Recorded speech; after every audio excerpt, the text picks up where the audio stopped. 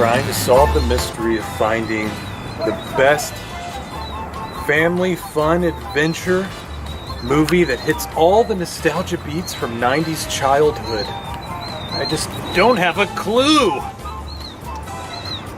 Bigga Bigga?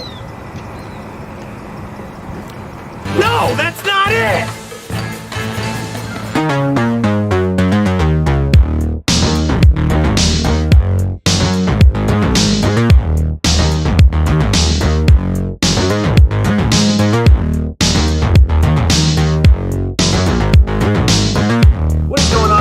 Welcome to Tavern Talk. I am Philip, and joining me this week is Mr. Levi Agee. Levi, thanks for joining me. Alrighty, I choose you. Levi is the former program director and creative director for the Little Rock Film Festival, so super psyched to have you here, man. Thank you. I'm excited to talk some film. Yeah, we talk back and forth a lot, but we haven't got to do one of these yet. It's been a while. I think our last one was Fantastic Beasts and Where to Find Them, and this is another Beast movie. So it is. It's about finding beasts, I guess, in some way. It is, and I guess right off the bat we should say this week we are talking about Pokemon Detective Pikachu. It is a new movie from Warner Brothers. It is a live-action adaptation of the very popular, video game series, animated series, all kinds of, it's been pimped out as many ways as you could imagine. But I guess we should start there. Like, how invested were you in the Pokemon brand? Did you get into the card game and all that stuff? I did, yeah. That's probably where it starts for me, probably more than anything, is I played the card game, I think, in middle school, junior high. I was really, really into that. I watched the cartoon, the original OG TV show. I thought it was fantastic. Theme song. Oh man, you can't go wrong with theme song. Which, not to spoil anything, you get a little hint of that, which was nice. But I recently let my 6-year-old kind of watch the show as we did. I guess it was probably about a year or so ago. We were getting into Pokemon Go, the app. Okay, yeah. And playing that a lot and kind of going around town and stuff, and so it kind of got your Pokemon juices going back to high school and junior high and all that kind of stuff. So it was kind of fun to revisit all those Pokemon again. Yeah, I missed out on the Pokemon Go trend. Yeah. I didn't get it, but I remember getting the different color versions of the Game Boy game, red and blue and all that stuff. Yeah, which originally I thought they were going to do those as the movie. I thought that was the original idea, but I think that Nintendo is real stingy about their licensing, and so they wouldn't. They threw out Detective Pokemon as you'll have to do this movie, and the guys were like, "We'll do it, thank you." Which is that was the second point I was gonna make.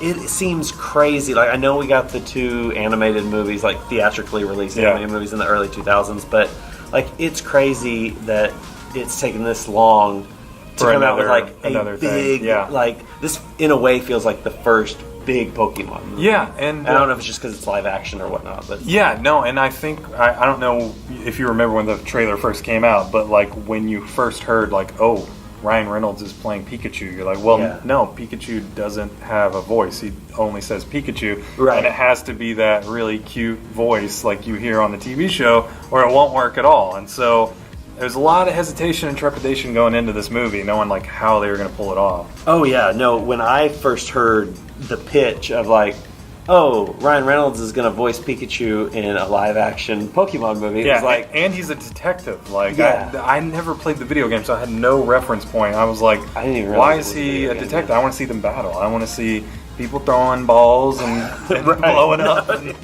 that was my Pokemon. Yeah, no, the same thing. These needs to be trainers catching things and then battling. That was all I knew from the card game, the TV show, the video games. That was my only point of reference. I didn't even realize the detective storyline was a video game at one point. But surprisingly, despite all that trepidation and everything, I came out of this and was like, you know what? That was really enjoyable, summer popcorn flick. Yeah, I was pleasantly surprised. I mean, I know at some points there was talks about Danny DeVito playing the voice, and that was kind of a fan internet favorite, but once you see the movie, you kind of see why Ryan just Reynolds picture the Lorax again. The Lorax or Frank from Always Sunny, which could be very disturbing, but I don't know. I think they pulled off a really good, like you said, a popcorn flick. Like we've said, me and you aren't huge Pokemon. We're not invested into that community. But as we talked to some fans of that franchise, they were really into it. Right, yeah. Just, talking to a few people, like, coming out of the theater. And, like I said, we're in early to mid-30s range. And so we were kind of prime junior high teenage when the Game Boy game and the card game kind of blew up over here. But talking to other people coming out who were a little bit younger, it seemed to have a more nostalgic tie to it, and just like were thrilled by those that reference experience. Points like that. Yeah, exactly. I mentioned earlier that it kind of felt a little bit like Ready Player One, and where you're seeing a bunch of nostalgic stuff kind of through your childhood, whereas it could be taken as fan service, but it felt very organic in this movie. It didn't feel like they were kind of rubbing their face in it and saying like, "Ooh, look at this," almost like an SNL parody or something like that. Or even at times I had flashbacks to like YouTube, like fan-made videos and stuff, where you're like, "Oh man, that's really good CG," and but there's no real good story here. Like in this movie, this presentation, I feel like they crossed all the T's and the I's. They figured out and knew what they were doing really well. Yeah, because it very easily could have been like, when you say YouTube video, you think of like that Dark Power Rangers thing, and it's like, yeah, this easily could have gone a route like that. But yeah, no, from the first shot, well, not the first shot, but like right after the kind of little the prologue thing, it was. They have birds flying over this farmhouse, and I'm like, oh, that's nice. And then you quickly realize, oh, it's not birds. Yeah, it's Pokemon. You're in this different world altogether. I like that. There was sort of that magical realism of it that I was like, man, I could see a whole franchise being made out of this. Yeah. Because there's so many places you could go in kind of this world or whatever. And they had a very specific story that they were trying to get at. And so it makes me think there's a lot of genres that they could kind of do within this universe. Yeah, and it was as far as the genre they kind of approach this story with, we're kind of talking about how it's a mystery noir type tone, and just speaking of that from a style level, like they don't overly stylize the look of, or the glossiness of the CG world, or the CG that's integrated into this world. It had this grain look to it. It almost looked like it was on real film rather than just this sleek digital stuff that kind of put a sheen over both the CG creatures and the live action people. There was some grit to it. Yeah, that feels weird to say, but in a Pokemon movie, movie, but it's true. And like you said, they're going this noir route, and so they had these kind of references to things like like Maltese Falcon and with the lighting and stuff, but then also like Blade Runner and things like that, where they got this like neon kind of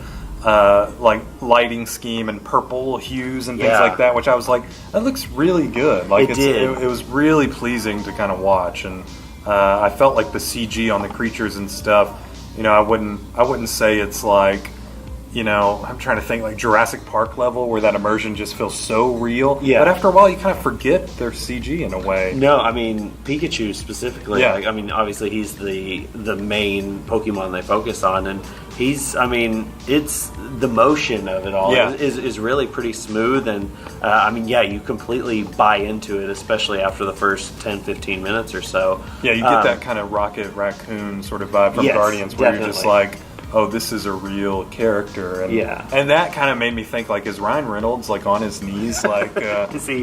What's his name's brother, like James Gunn's brother? Yeah, Sean Gunn. Because I would love to see the outtakes on that. That would be amazing. Yeah, no, especially when like the fur is wet, or like different kinds of textures, like it really feels like tangible in a way that you're still amazed that we've come this far. But no, so like. I wasn't sure what to expect, but and like I said, I'm not overly nostalgic for the Pokemon brand or anything. I enjoyed it. Had a lot of friends that were into it, but for what I got out of this, I'm surprised that I got as much out of it as I did, given that lack of reference of emotional ties to it. So I enjoyed it, but no. So, as you know, at Tavern Talk, we do out of 5 stars. So, Pokemon Detective Pikachu, what would you go? I'm going to definitely say there's 2 audiences for this movie. Okay. There's those who are into Pokemon and those who are not. I think that for me, myself, who's not just a huge fan, I'd probably give it like 3.75, 4 stars. I mean, I think it's a solid movie. I think to get that extra star, you got to be a fanboy or fangirl, and then you're just going to get the full experience. And I think so. If you're into Pokemon, this is definitely the movie for you. If you're just looking for a family movie, I would say it doesn't skew towards younger kids. Like, it felt a little older to me. So if you've got like 3-4-year-olds, I don't know if this movie's going to be for them. I'd say 6-7 up, maybe. Yeah, definitely agree. I was going to say we probably should touch on real quick the age limit and what kind of audience, because it is rated PG. I know a lot of younger kids with the Pokemon Go and everything are going to really want to see this and everything. But yeah, it is, like we said. There's nothing crazy in it. I mean, it's not too dark, but there's some elements in there that feel mature. I mean, and it's in the trailer. It deals with the main characters. His father is presumed dead, and they're kind of investigating that conspiracy around his death and everything. So there's definitely some dark elements to it. There's a lot of action, but again, it's with animated, CG Pokemon, so it's not too dark. I mean, yeah, like you're saying, it's there's a lot of shadows, but it's, I don't know. Yeah, I would definitely agree. 6-7 and up will probably really enjoy it. Younger than that, I don't know if it has enough to keep them entertained. Unless they're just insane Pokemon fans, then they can probably handle it. If you have 4 or 5-year-old that just absolutely adores Pokemon, is going to be on the, no matter what, maybe. But no, for sure. Okay, so 3.75 or so. Yeah, I would say there. Yeah, I was going to go 3.5 as well. Like I enjoyed it much more than I thought I would, and I can appreciate people who get a lot more out of it than me, because I know that there are those who have been invested in this world for much longer. But no, I mean, I would definitely be open to visiting Rhyme City again. So definitely, and I could tell that they're leading for a sequel, that they want more and more of this franchise. Yeah. So, and I feel like this one's going to do pretty well. I don't know. I mean, probably not going to knock off Avengers out of the box office too heavy, but it's definitely going to eat into that, I'd say, a little bit. Oh, for sure. Yeah, definitely taking some of that audience. So we'll see how it does. We might talk about it a little bit next week, and you should join us next week when we have a new review of the biggest release of the week, because that's what we try to do here on Tavern Talk. If you're near a movie tavern, that's where we get to check out all our movies every week, so definitely visit a movie tavern if you're near one. It's, top to bottom experience of full meal, recliners, movies, everything you could ever want out of the theatrical experience. So definitely check that out. Thanks again, Levi, for joining me. Appreciate it. We'll have to do this. Yeah, no, we'll definitely have to do this again soon, so I appreciate it. But thanks again. Be sure to like, subscribe, all that good stuff here at Tavern Talk. We'll see you next week.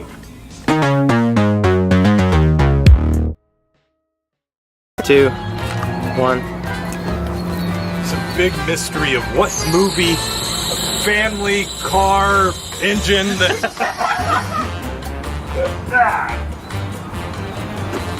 Hello. Told you. Just like, don't turn on your Honda Civic while we were. Damn, girl. 2. I'm trying to solve the mystery of finding a family, fun movie that hits all the nostalgia beats from my childhood, and I just can't think of what it could be. I mean, Pikachu.